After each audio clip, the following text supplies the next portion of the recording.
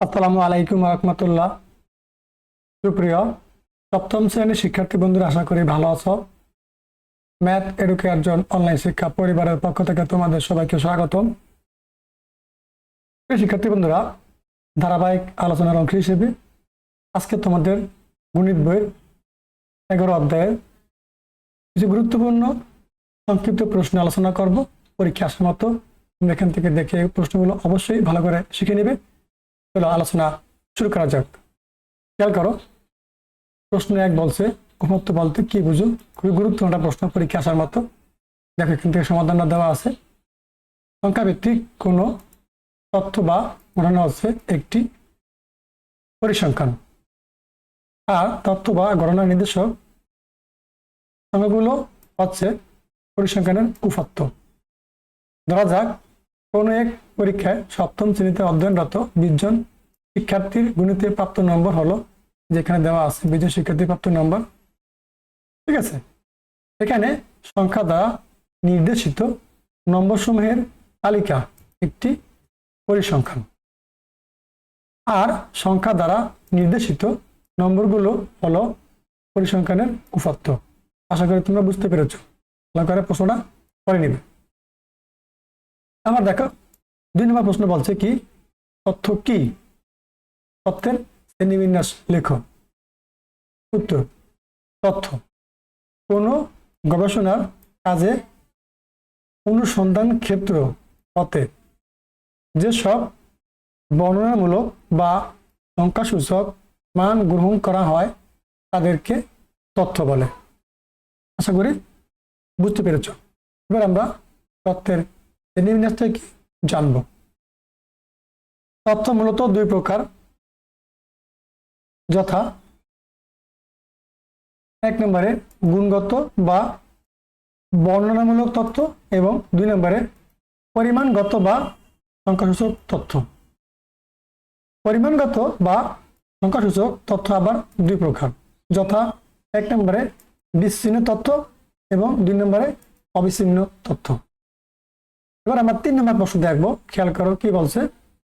প্রশ্ন 3, উপাত্ত কত প্রকার, কি কি? কোন উপাত্তের গ্রহণযোগ্যতা বেশি এবং কেন? উপাত্ত 2 প্রকার। 1 নম্বরে প্রাথমিক উপাত্ত, 2 নম্বরে মাধ্যমিক উপাত্ত। প্রাথমিক উপাত্তের গ্রহণযোগ্যতা বেশি, কারণ এই উপাত্ত সরাসরি কোনো উৎস থেকে সংগ্রহ করা হয়। প্রশ্ন 4, প্রাথমিক উপাত্ত সংগ্রহ পদ্ধতি বর্ণনা করো।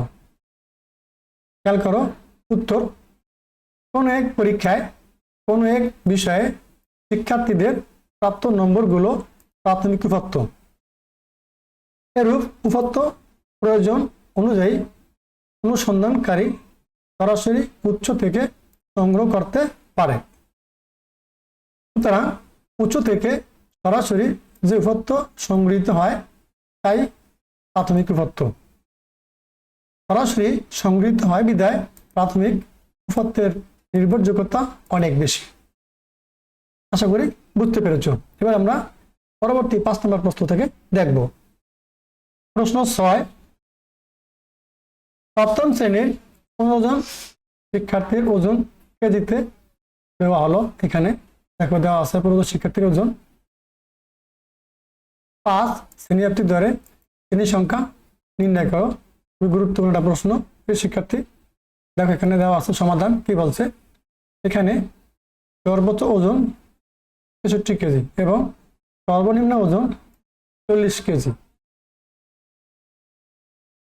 আমাদেরকে আগে পরিচয় বের করতে হবে। সুতরাং পরিচয় সমান সমান সর্বোচ্চ ওজন বিয়োগ সর্বনিম্ন ওজন যোগ 1। এটা পরিচয় নির্ণয়ের সূত্র।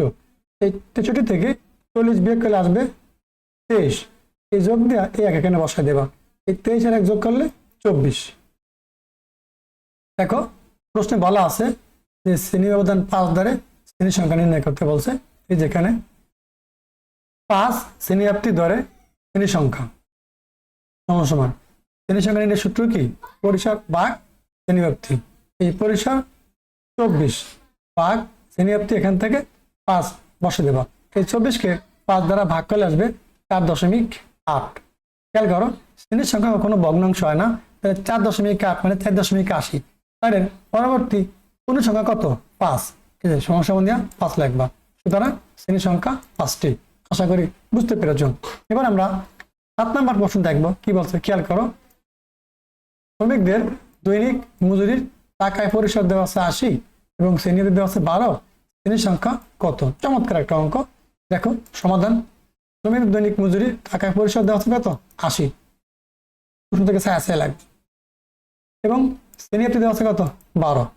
তাহলে সূত্র লিখবা। আমরা জানি শ্রেণীর সংখ্যা সমান সমান সূত্র কি? পরিসর ভাগ শ্রেণীব্যাপ্তি। ঠিক আছে, এতে পরিসর কত? 80 উপরে লিখবা, তারপরে ভাগ দিয়ে নিচে লিখবে কত? শ্রেণীব্যাপ্তি কত? 12। দেখো এই যে 80কে 12 দ্বারা ভাগ করলে আসবে 6.66। শ্রেণীর সংখ্যা কোনো ভগ্নাংশ হয় না। তাহলে 6.66 মানে 6 এর পরবর্তী কোন সংখ্যাটা কত তা আমাদের লিখতে হবে। দেখো এখানে দেওয়া আছে এই যে এখানে সমান চিহ্ন হবে, খেয়াল করবা। তাহলে এই যে এখানে আছে কি 6.66 মানে কি 6 এর পরবর্তী পূর্ণ সংখ্যা লিখতে হবে। 6 এর পরবর্তী পূর্ণ সংখ্যা কত? 7। ঠিক আছে, সুতরাং শ্রেণীর সংখ্যা 7টি। আশা করি বুঝতে পেরেছো। তো শিক্ষার্থী বন্ধুরা, আজকে আলোচনা এই পর্যন্তই ছিল। এভাবে ধারাবাহিক ক্লাসগুলো তোমরা আমাদের ম্যাথ এডুকেশন ইউটিউব চ্যানেল সাথে থেকে নিয়মিত দেখে থাকো। ভালো থাকো। আল্লাহ হাফেজ।